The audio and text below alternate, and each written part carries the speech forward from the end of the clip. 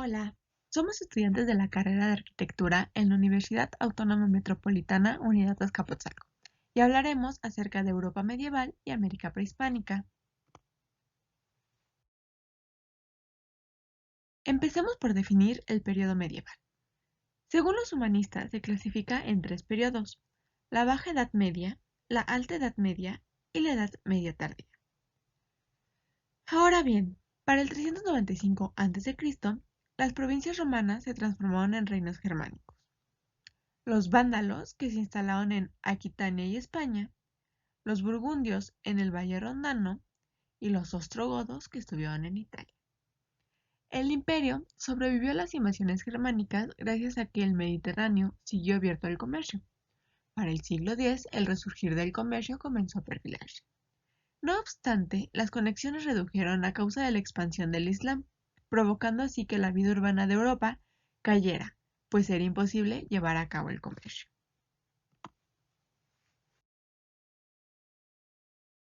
En cuanto a la Iglesia, contaba con un gran poder en varios aspectos de la sociedad. Formó el núcleo de muchas de las primeras ciudades medievales y brindó protección en varios sitios. Para el siglo XIV llegó la pandemia de la peste negra. El origen de dicha enfermedad tenía diversas explicaciones, y todas esas situaciones que se planteaban eran vistas como fenómenos sobrenaturales. Se decía que era por causa divina debido a los pecados de la humanidad. Esta pandemia marcó una tendencia de trasladarse a las ciudades, acelerando la despoblación del medio rural, debido a que las personas empezaban a moverse en busca de una mejora y donde tuvieran más servicios.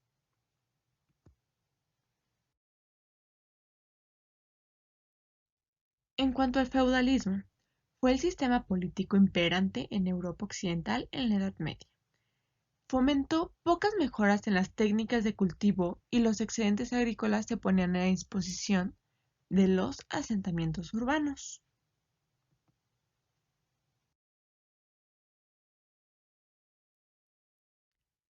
En cuanto a la industria medieval, en los siglos XII y XIX, la producción de tejidos de lana fue responsable de la riqueza en Inglaterra. Se establecieron gremios tejedores en los centros urbanos mercantiles más importantes, por ejemplo, Londres, Lincoln, Oxford y Winchester. En cuanto a la forma urbana, las partes que componen la ciudad medieval normalmente son una muralla que delimitaba toda la ciudad, las calles, el mercado y la iglesia. Sin embargo, podía variar un poco dependiendo de la ciudad. En el caso de las ciudades inglesas, la importancia de las murallas desde el punto de vista militar se redujo a causa del estado de paz que reinaba en la isla. En el caso de las aldeas medievales, para que éstas se pudieran convertir en una ciudad, se requería de tres puntos. El primero es que adquiriera la función secundaria de centro comercial local. La segunda es que se desarrollara algún tipo de pequeña industria especializada. Y por último, que cierto porcentaje de sus habitantes se dedicaran a una ocupación no agrícola. En este lapso también aparecen las bastidas. Estas se levantaron sobre asentamientos aldeanos ya existentes. La mayoría de estas fueron construidas por autoridades reales y estaban defendidas por una muralla y un foso.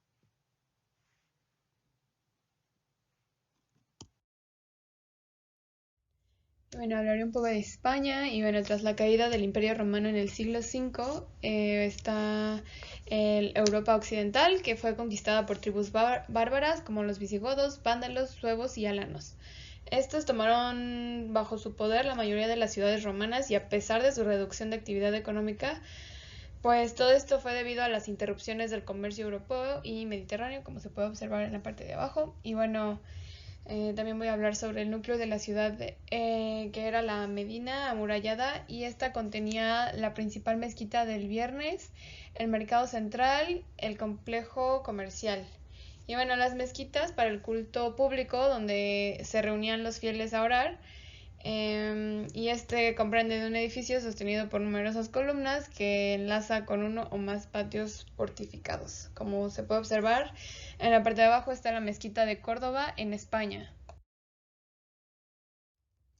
La fundación de nuevas ciudades se dio en el periodo de la Reconquista, época en que las fundaciones desempeñaron un importante papel estratégico en las regiones anteriormente ocupadas por musulmanes. Y bueno, ejemplo de esto son las ciudades de origen romano, como se pueden observar del lado derecho. Y bueno, no todas estas poseían retículo regular y entonces algunas conservaron sus formas que no deseaban. Y también tenemos a los burgos en la parte derecha y bueno, su forma típica era en la de un núcleo formado por un castillo en el punto más elevado del terreno y bueno, todo esto estaba amurallado.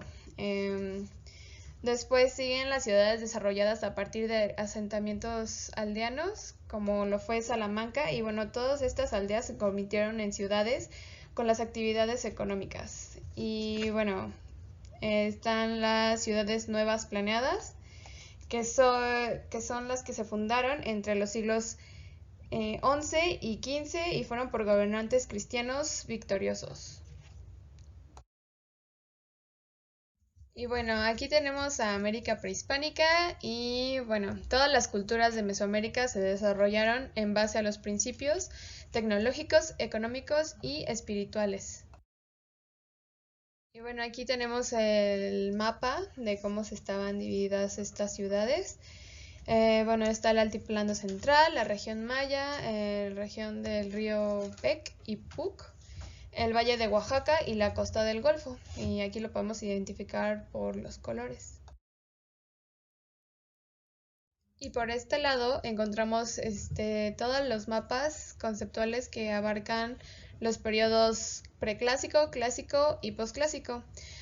Puse algunas imágenes como por ejemplo la venta, que bueno, ahí está la imagen, con la cabeza olmeca. También está Monte Albán, que está en Oaxaca, Chichen Itza en la parte inferior, y bueno, también ya en el periodo postclásico está el Templo de los Guerreros, y también puse una imagen acerca del Templo Mayor en Tenochtitlan. Una vez explicado los periodos que se desarrollaron, podemos hablar un poco sobre las ciudades realizadas en estos periodos, tales como Cuicuilco, ubicado a la orilla del lago de México y siendo una de las ciudades más pobladas del altiplano central, cuya característica principal es su forma circular que hace alusión a la vida terrenal y a lo divino. Monte Albán, que se llevó casi todo un milenio en su construcción y que se caracteriza por la importancia que le dieron al culto a los muertos. Teotihuacán, conocida por la Calzada de los Muertos, siendo este el eje principal de la ciudad.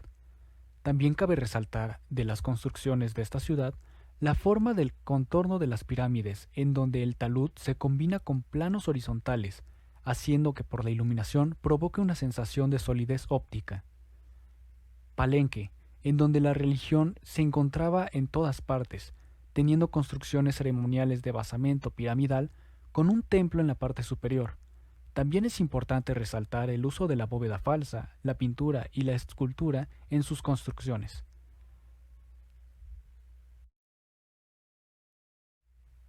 Chichén Itzá, lugar en donde los principales motivos de su arquitectura eran la guerra y la sangre. Los edificios construidos aquí manifiestan los conocimientos de los mayas sobre las matemáticas, la geometría y la acústica. Tomando como ejemplo la pirámide de Kukulcán, esta cuenta con 18 cuerpos referenciando a los meses del calendario maya y 365 escalones haciendo referencia a los días del año. Y finalmente, Tenochtitlán, el pueblo elegido por el sol para garantizar la subsistencia de la vida.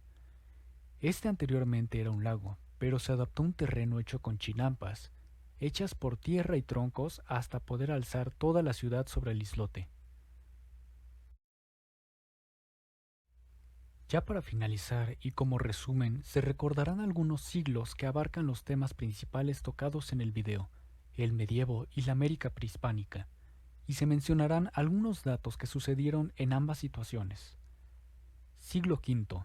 Inicia el Clásico temprano y Teotihuacán se vuelve la segunda mayor cultura de Mesoamérica. Decae el Imperio Romano.